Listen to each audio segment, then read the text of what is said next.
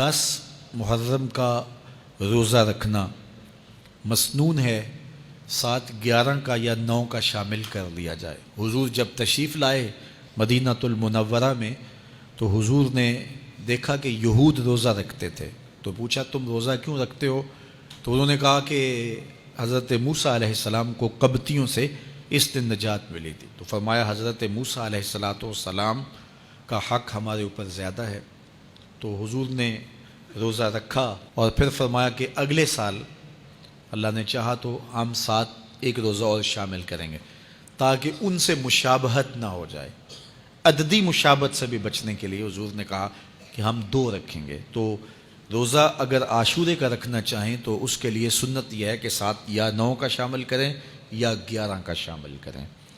تو جو افضل ترین روزے ہیں ان میں سے عاشورے کے روزوں کا بھی شمار ہوتا ہے۔ تو اگر ممکن ہو تو جن کو اللہ نے صحت عطا کی ہے، تو آج کل اتنی شدت کی گرمی بھی باقی نہیں رہی، تو وہ یہ روزے رکھیں، ذکر و فکر کے اندر ان ایام کو گزاریں، اپنے والدین کی قبروں پر، اعزاء و اقرباء کی قبروں پر ہر جمعے کو جانا چاہیے۔ اس کے علاوہ بھی جب موقع ملے، یہ رواج جو پیدا ہو گیا ہے کہ 9 محرم کو یا 10 محرم کو مٹی ڈالنے کے لیے وہاں قبرستان میں جایا جاتا ہے، یہ 8 10 15 سال سے شروع ہوا ہے، جبکہ اس کی کوئی اصل نہیں ہے۔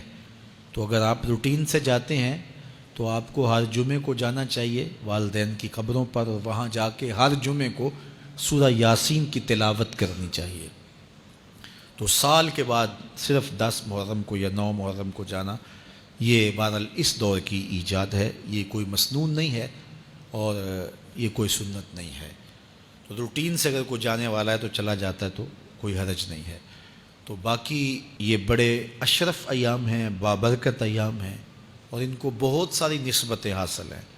حضرت امام حسین رضی اللہ تعالی عنہ کی شہادت کے ساتھ یوم عاشور کو نسبت حاصل ہے، اور اس کے علاوہ بھی بہت سارے عالی مرتبت جو ہے وہ ہستیوں کے وصال کا دن بھی ہے، اور بہت سارے واقعات اس دن جو ہے وہ روح پذیر ہوئے ہیں۔